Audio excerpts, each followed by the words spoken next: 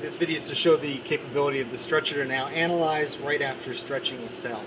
So here we have a cell in place, ready to be trapped. So let's turn on trapping power. And this comes into view. The capillary is slightly off to the right, not exactly between the two fibers. So we're going to see the cell get pushed to the left to reach its equilibrium position. So now we focus so the white ring shows up clearly. And our settings are 0.7 watts mean, 0.7 watts load amplitude. We're going to do a second of trapping, 8 seconds of stretching, and then a second of relaxation. And we're going to do this at 10 hertz. And then the new capability is down here on the right. We can now analyze right after the stretch, and then the resulting fluidity is going to show up here, calculated by our two methods as described in the paper. Okay, so let's stretch this cell. And then we're going to do 10 hertz for 8 seconds. We zoom in now and only acquire the portion of the larger image so we can do things faster. Okay, and now this immediately opens up the analysis window, and we can stop this and adjust the settings. So this is now looking at the first second of trapping, and then this is looking at the stretching. This is the 10 hertz signal, and we've got our contrast and filter width set. Here's the picture of the cell that we're analyzing. So for example, I can adjust filter width. You can see things changing right there. 12 seems to be a pretty good value, so let's go back to 12. And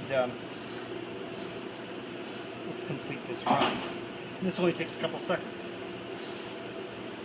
And then immediately fluidity is fit. And then coming over here, we can see the fluidity of that cell was 0.2.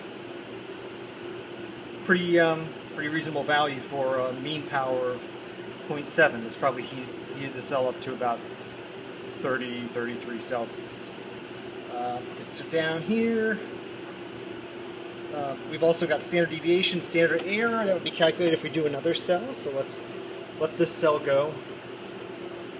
Find another one. Okay, so here's one.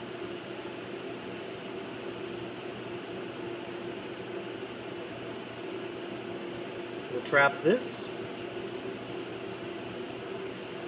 Stretch it.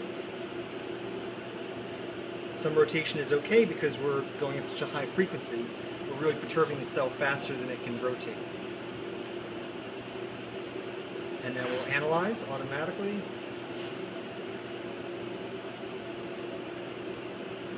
And get a new fluidity value. This one was 0.2.